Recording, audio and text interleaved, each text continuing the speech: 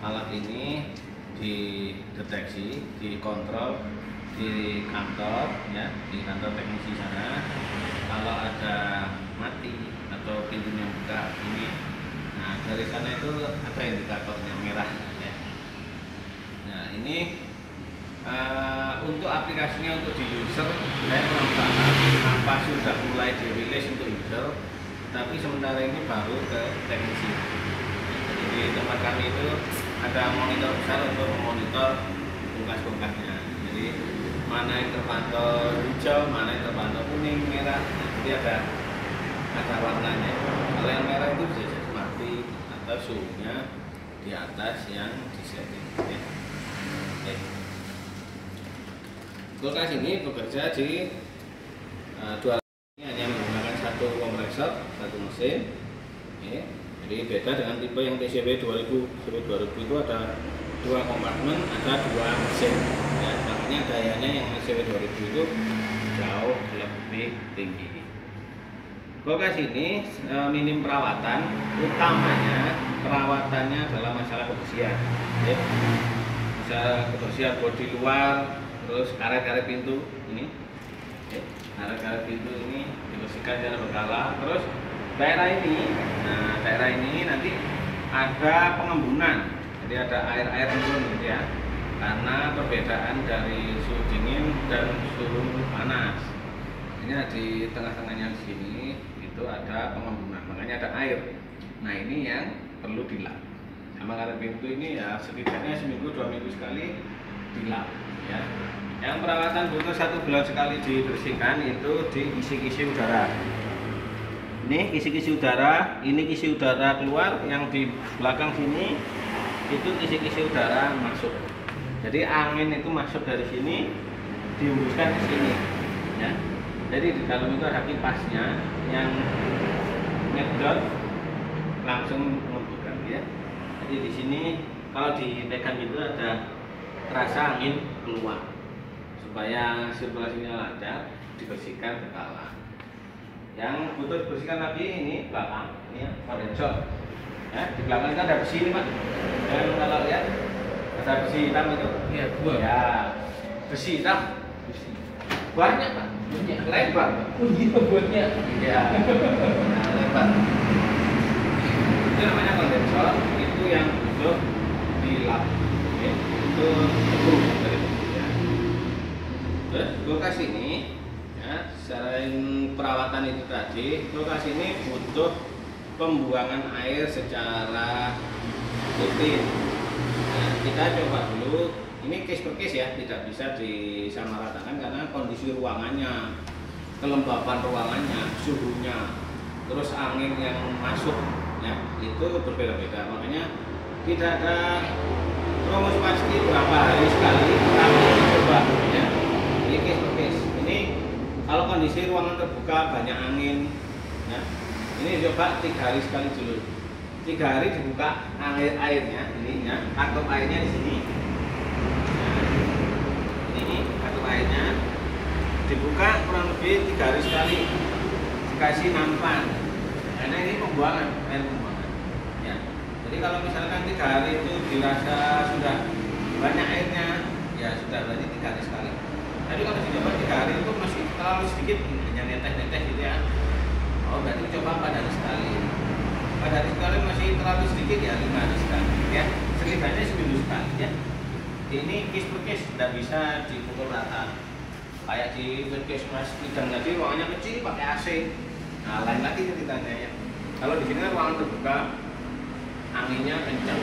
Jadi kita buka itu kan panas yang masuk itu jumlahnya banyak.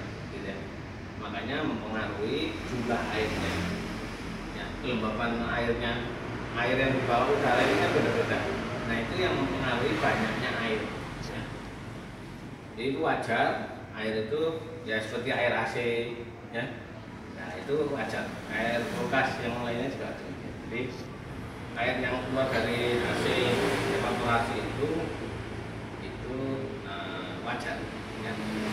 Kulkas ini bisa bekerja di dalam ruangan luar ya, ruangan suhu ruangan antara 15 derajat sampai 43 derajat. Ya.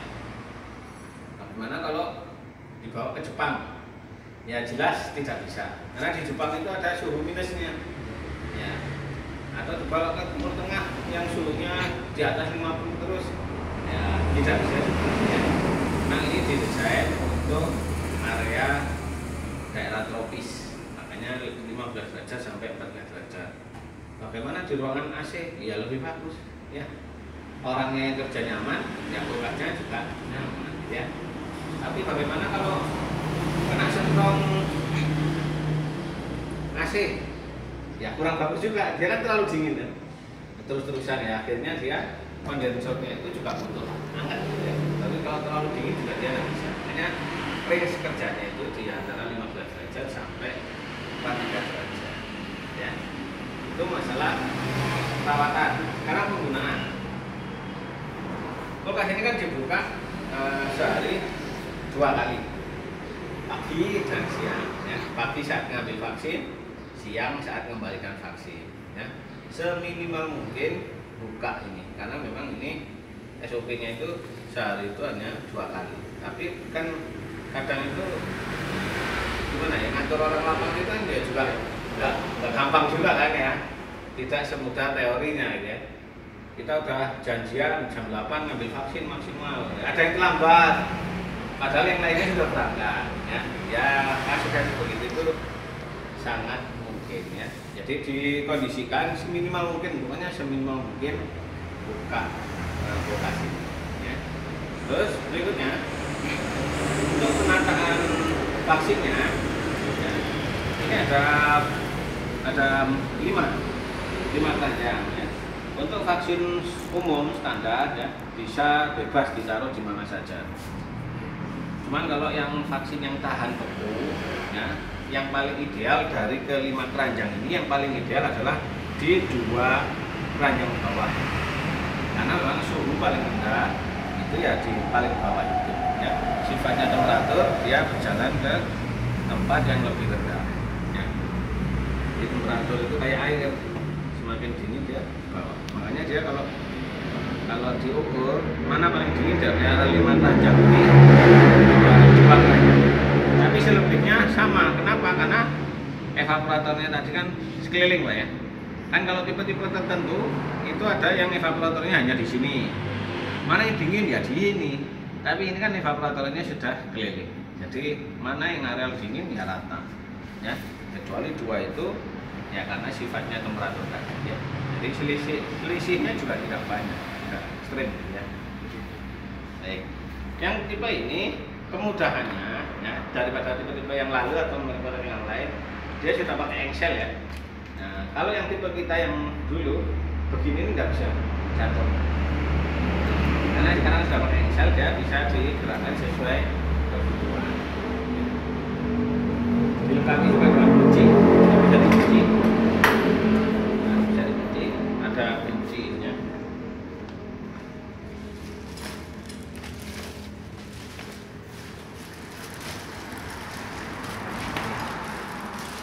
Nah, karena ini ditaruh di tempat umum, ya, di public area gitu, ya. Ya, kunci ini sangat bermanfaat. Ya, kuncinya hanya ini kan, nah ini ya. Kuncinya hanya 1/4 aja, 1/4 arah. Ini sudah kunci. Beda dengan kalau kita kunci kan biasanya berulang-ulang cekrek gitu, ya. Nah, ini hanya satu sisi, ya. Terus ini kulkas ini bermerek B Medical System, tipenya TCW 3000 AC. Nah, untuk label data plate-nya ini lengkap, berisikan kapan dibuat, mereknya apa, tipenya apa, kapasitasnya berapa, daya berapa, refrigerannya pakai refrigeran apa, ya. R134 ini jenis refrigerannya berapa gram, nah ada, ya. Ini komplit. Dibuat kapan, date of manufacturing 2021 bulan 1 tanggal 8. Okay. Jadi komplit datanya ini. Jadi kalau misalkan ada inspeksi mencocokkan data gitu, ya, ya gampang, tidak usah bolak-balik, ya. Kalau tipe lama kan ada di belakang, ya, susah. Nah ini udah dilengkapi di depan. Terus masuk ke sini, Ya, ini displaynya. Ada dua bagian di sini ya. Di sini ada saklar on off untuk menyalakan dan mematikan unit. Saklar on off ini ditandai kalau nyala ya, itu ada indikator lampu nyala hijau. Di posisinya ada di posisi 1. Kalau di posisi 0 dia mati, ditandai juga lampunya ini mati. Oke. Kalau kondisi mati juga ditandai juga display suhu ini ya, display suhunya juga mati. Oke. Jadi kalau on ditandai dengan lampu on off-nya ini nyala dan ini nyala, dan ditambah suara kipas angin sama kompresor ini ya, berisik. Nah, itu tandanya dia on, nyala. Kalau mati ya. Terus kulkas ini kan mempertahankan suhu di 5 derajat ya. Bagaimana kita tahu kalau kulkas ini di set di 5 derajat, mengejar suhu 5 derajat, dipencet di tombol set. Nah, set 5 derajat Celcius. Berarti dia disetting untuk bekerja di mempertahankan suhu di 5 derajat Celcius. Sekarang kan masih 27 ya? Ya. Nanti perlahan-lahan turun sampai 5 derajat. Makanya jangan heran kalau kulkas ini sebentar nyala, sebentar mati. Dia hanya mempertahankan suhu itu. Ya. Jadi beda dengan kulkas kita yang di rumah. Ya. Nyalanya ada timernya, sesuai timernya. Kalau ini nyalanya berdasarkan suhunya. Kalau suhunya naik dia bekerja. Begitu suhunya tercapai dia mati. Terus memaintain, menjaga suhunya di 5 derajat. Ya. Ini bedanya itu dengan kulkas pada umumnya. Kalau kulkas pada umumnya itu yang mematikan timer. Jadi bekerja 4 jam baru mati, berapa menit nyala lagi. Ya. Kalau ini dia sering nyala mati. Sebentar nyala, ya sebentar mati. Ya. Otomatis. Ya. Makanya jangan heran sebentar-bentar kok bentar lagi mati lagi. Ya, jadi memang jarang sering menyala, sering mati. Terus kulkas ini, nah, ini kan display untuk termometernya Pak ya. Display untuk hasil pengukuran suhu di dalam. Nah, sensornya ini ada di mana? Sensornya dari pembaca ini. Sensornya ada di dalam, di bagian bawah. Nah itu kalau lihat itu kan kayak ada lem putih itu ya. Yeah. Nah di sebelahnya itu sensornya. Nah, kenapa sih kok harus tahu sensor pembacanya itu dari mana? Ya, untuk membandingkan dengan termometer lain. Misal, akurat nggak sih termometer ini? Akurat nggak pembacaannya dari termometer ini. Nah, kita membandingkan dengan termometer lainnya. Misal Logitech ya, Logitech digital recorder itu kan ada Logitech pasti punya ya. Nah, kalau mau membandingkan, nah itu sensornya didekatkan dengan sensornya kulkas tadi itu. Jadi hasil pembacaannya itu nanti bisa dibuat pembandingan.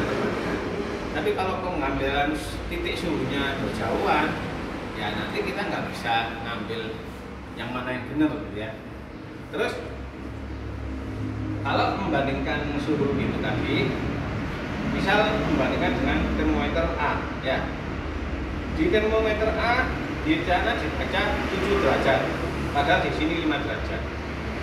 Kira-kira yang dipercaya yang mana? Termometer lain 7 derajat, di sini 5 derajat. Nah, yang dipercaya yang mana? Karena selisihnya 2 derajat. Itu alasannya apa?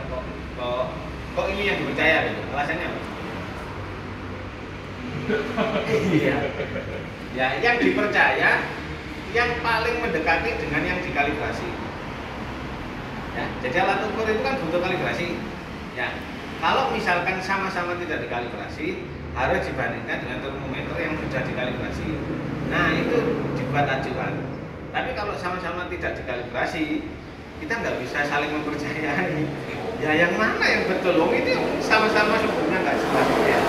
Nah, jadi harus ada perbandingan yang dikalibrasi supaya ada patokannya. Toleransinya berapa, gitu ya? Jadi di sini 9, di sini 5. Loh yang mana yang percaya? Ini alasannya. Pokoknya aku percaya ini, nggak boleh begitu ya. Harus ada tolak ukurnya. Ya. Oh, kalau itu biru, ini referensinya, standarnya ya. Ini warna biru, bukan hijau, gitu ya. Makanya eker sama orang Madura itu perkara biru sama hijau. Hijau loh, biru ini hijau. Loh. Ya ada tolak ukurnya kan. Ini biru gitu loh ya, ada tolak ukurnya. Nah, alat ukur itu begitu. Makanya butuh kalibrasi ya. Baik. Itu sudah. Ini sudah. Oh ya, satu lagi. Ini ada spacer ya yang dipasang di belakang, memang tujuannya supaya menghindari benturan ya. Ini adalah spacer penjaga jarak, ini pengaman supaya tidak terbentur ke tembok ya. Tinggal pasang diputar aja.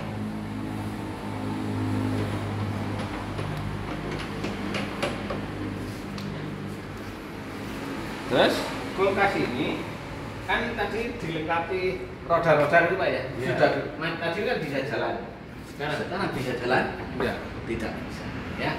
Karena kakinya sudah saya setting supaya tidak jalan ya. Karena kulkas ini tidak boleh berjalan-jalan ya. Bahaya. Ini terjadi benturan-benturan. Baik. Ini sudah, itu sudah. Nah sekarang yang tadi dibahas masalah coolback ya. Kulkas ini tidak ada listrik bertahan berapa lama ya? Berapa lama ketika listrik tidak ada, kulkas ini bisa mempertahankan suhu 5 derajat ya. Bisa mempertahankan suhu listrik itu suhu di dalam itu 52 jam dengan syarat tidak dibuka. Ya ada yang 49, ada yang 52 jam ya, tergantung tipenya. Tipe ini 52 jam. 52 apa 58 ini ya. Kayak kisaran pokoknya di bawah 60 ya. Di bawah 60 nggak sampai 60. Antara 52 atau 58. Tapi dengan syarat itu tidak boleh dibuka sama sekali. Jadi kondisi tertutup tidak pernah dibuka. Nah, itu secara teoritis dengan suhu luarnya suhu tropis di Indonesia ya, itu bisa mempertahankan suhu 52 jam, hampir 2 hari ya. Baru lebih. Oke. Terus, nah ketika listrik nggak ada itu kan nggak boleh buka nih. Nah bagaimana ketahui suhunya padahal listriknya mati? Nah kita contohkan ya. Listriknya mati, misal listrik mati. Listriknya mati, nggak boleh buka termometernya padahal ada di dalam ya. Yang termometer manual kan di dalam ya, kalau ini kan menggunakan listrik tenaganya. Kalau listrik mati ya dia mati otomatis. Nah untuk mengetahuinya tanpa buka itu cukup dipencet tombol temperatur TMP ini, dia akan nyala beberapa saat menginformasikan suhu aktual saat itu. Mati ya saat dipencet. Nah sekarang ini berarti di situ suhunya 27 ya. Makanya alat ukur yang di sini, termometer di sini wajib dikalibrasi itu kondisi begitu tuh. Jadi kita benar-benar yakin termometer ini dalam kondisi baik ya. Makanya namanya kalibrasi itu kalau untuk kepentingan publik ya, itu wajib kalibrasi setahun sekali. Ya itu tadi. Jadi kalau ada kondisi-kondisi darurat itu yang kita tidak mungkin lagi menggunakan pembanding, cukup alat ini sudah diyakini keakuratannya ya. Makanya penting kalibrasi itu ya karena itu ya. Jadi cukup dipencet tombol TMP, dia akan menyala beberapa saat, dia mati lagi ya. Tapi bagaimana kalau kondisinya aku butuh vaksinnya, kan nggak mungkin nggak buka. Berapa banyak lamanya buka itu juga nggak tahu ya, efek sampingnya itu berapa nggak tahu ya. Makanya kalau sudah dibuka itu harus sering dikontrol, entah 2 jam sekali atau 1 jam sekali ya. Begitu suhunya naik ke 6 ke 7, nah itu harus ngambil tindakan. Berarti kan sudah naik, otomatis naik terus ya. Nah itu harus ngambil tindakan, entah diselamatkan ke tempat lain atau memasukkan pendingin ya. Icebox. Ya, bisa ice pack ya kan? Ice pack yang sudah supaya suhu di dalam ini 2 sampai 8. Ya. Ada yang mau tanyakan lagi? Sudah. Ya. Baik, jadi kalau nanti ada kendala ya, kulkas ini bergaransi 1 tahun. Kalau ada kendala silakan kontak, di sini ada nomor CS custom service ya, ada nomor WA, ada nomor telepon. Ya. Pertama laporkan dulu ke sini, misal mau konsultasi teknisi tidak masalah, yang penting sudah dilaporkan. Jadi sudah terekam. Oh ini pernah dilaporkan bermasalah. Nanti kan tinggal tindak lanjutnya. Oh aku mau mengirimkan teknisi. Oh ini dipandu saja sudah bisa. Ya, tapi tetap dilaporkan supaya terekam pernah. Oke, ada pertanyaan? Ya, namanya. Baik, kalau tidak ada, kita tinggal ya. Saya akhiri. Terima kasih atas waktunya dan perhatiannya, sudah kerjasamanya, sudah mengganggu jam kerja dengan. Mohon maaf.